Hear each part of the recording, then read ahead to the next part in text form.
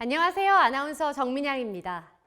코로나19 여파로 취업난을 겪고 있는 구직자들이 많이 있습니다.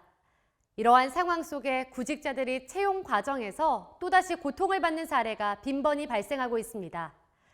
채용 절차에서의 공정성을 확보하여 구직자의 부담을 완화하고 권익을 보호하기 위해 제정된 채용 절차법을 정확히 알고 법을 잘 준수하는 것이 중요합니다. 채용은 구직자와 기업이 새로운 관계를 만드는 소중한 기회입니다. 이제 채용 절차법의 주요 내용을 한번 알아볼까요? 직무와 무관한 개인정보의 수집 및 요구, 불합격한 사실을 알리지 않아 무한정 채용 결과를 기다리게 하는 등 채용 절차법을 위반하여 사회에 첫발을 내딛는 구직자들에게 상처를 남겨서는 안 될 것입니다. 지금부터 채용 단계별로 발생하는 대표적인 위반 사례를 소개해드리겠습니다. 공정한 채용 관행 정착을 위해 지금부터 설명드리는 내용을 반드시 준수해 주시기 바랍니다. 첫 번째, 응시 접수 단계 위반 사례입니다. 출신 지역 등 개인정보 요구 금지. 지원하고자 하는 기업에 영업직에 지원하기 위해 채용 홈페이지에서 입사 지원서를 작성하던 중 출신 지역, 혼인 여부 등의 개인정보를 적는 항목이 눈에 띄었습니다. 이런 경우 채용 절차법 위반입니다. 가장 흔하게 접할 수 있는 위반 사례인데요. 직무 수행과 무관한 다음에 개인정보를 채용 서류에 기재하도록 요구하는 것은 불법입니다. 여기에서 혼인 여부는 결혼을 했냐 안 했냐만 물어보면 안 되나라고 생각할 수 있지만 아닙니다. 기혼, 미혼뿐만 아니라 자녀의 유무, 연령, 수, 시부모 유무, 출산 계획, 자녀 계획 등 혼인 상황을 유추할 수 있는 모든 정보를 포함합니다. 두 번째, 채용 과정 단계 위반 사례입니다. 채용 일정 및 채용 과정의 고지. 지원한 회사의 면접을 열심히 준비하고 있었습니다. 곧 면접일인데 면접 시간과 장소에 대한 홈페이지 게시글도 별도 안내도 없네요. 직접 회사에 전화해서 알아보니 며칠 전 면접 일정이 변경되었고 이미 면접이 다 끝났다고 합니다.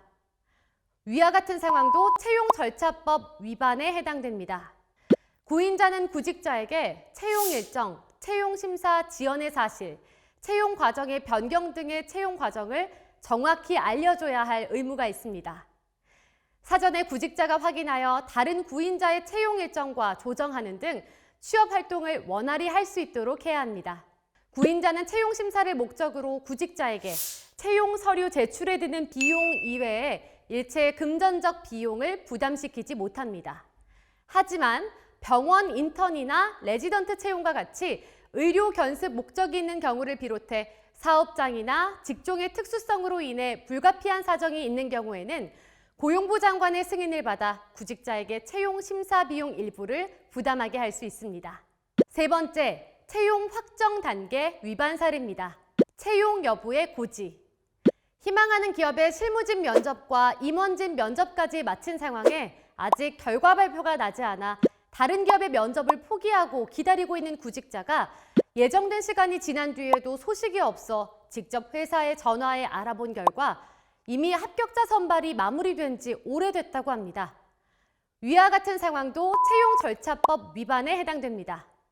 일부 기업들이 지원자에게 채용 여부를 알리지 않아 일종의 희망 고문을 하고 있는 경우가 많은데요. 구인자의 채용 여부 미고지는 실질적으로 구직자의 채용 기회를 박탈하고 불필요한 시간적 손실을 가져오기도 합니다.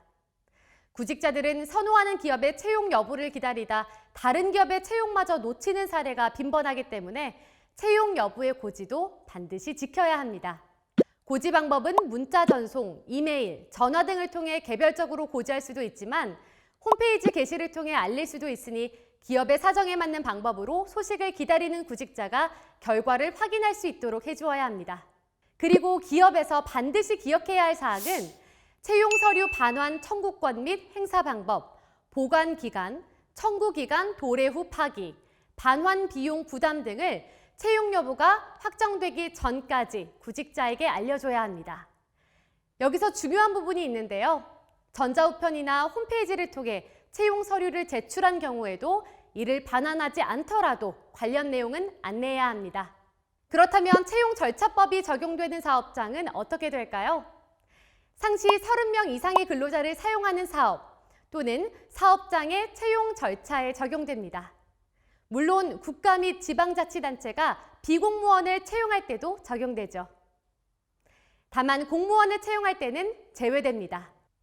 지금까지 채용 단계별로 대표적인 위반 사례를 알아봤는데요.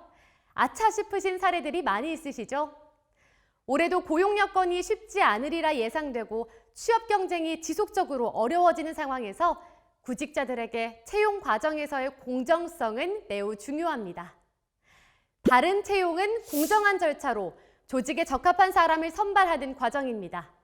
이렇게 소중한 인연을 만들어가는 과정에서 공정한 분위기가 자리 잡을 수 있도록 함께 노력해 나갔으면 합니다. 대한민국의 더욱 공정한 채용 문화가 자리 잡기를 기대합니다.